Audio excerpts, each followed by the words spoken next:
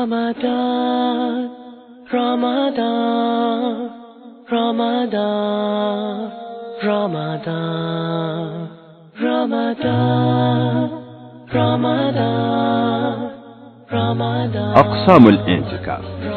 نونه اعتكاف إجابوه مميتش إنجاه ينقسم إلى مسنون وإلى واجب.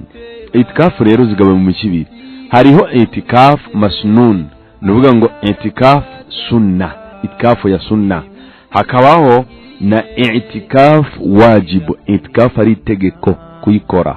Ati rero itikafu ya sunna ni umuislamu kwinjira mu musigiti akiyegereza kwa Allah, arondera ibihembo kwa Allah, kandi vyakabikora nkuko intumwa Muhammad sallallahu alaihi wasallam agiziki because ويتأكد ذلك في العشر الأواخر من رمضان لما تقدم.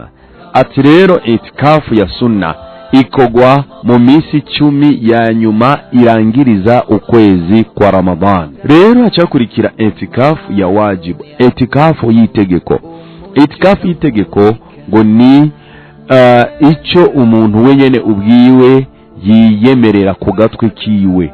Nk'akarorero nukuvuga ngo nk'umuntu akavuga ati, nuvuga ngo rero itikafu yisezerano riri hagati we na Allah subhanahu wa ta'ala.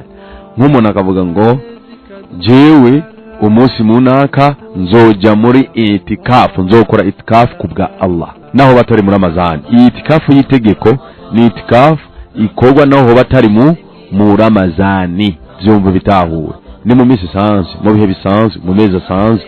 Maze umuntu akavuga ati jewe umunsi munaka nihagera kuwa mbere nzoca nkora itikafu izomara iminsi iyi. Hariho itikafu y'inadhiri, itikafu y'umuntu yagize amasezerano hagati ye na Allah. Nk'akaro nk'igihe yovuga ati inshafa Allahu maradi, ati hamwe Allah subhanahu wa ta'ala yoramuka ankijije la a'takifanna kaza, nzoca niherera mu musigiti iminsi 2, iminsi 3, cyangwa umunsi umwe cyangwa isaha. Itikafu vyumve si ngombwa imara umunsi, irashobora no kumara isaha. Itikafu irashobora kumara amasaha 2, itikafu irashobora kumara iminsi 2, itikafu irashobora kumara iminsi 3. Niba wavuze iminsi 2 kirazira ko ukora umunsi umwe, ntivyemewe. Iyi rero ni itikafu y'inadhiri. Ramadan, Ramadan, Ramadan, Ramadan.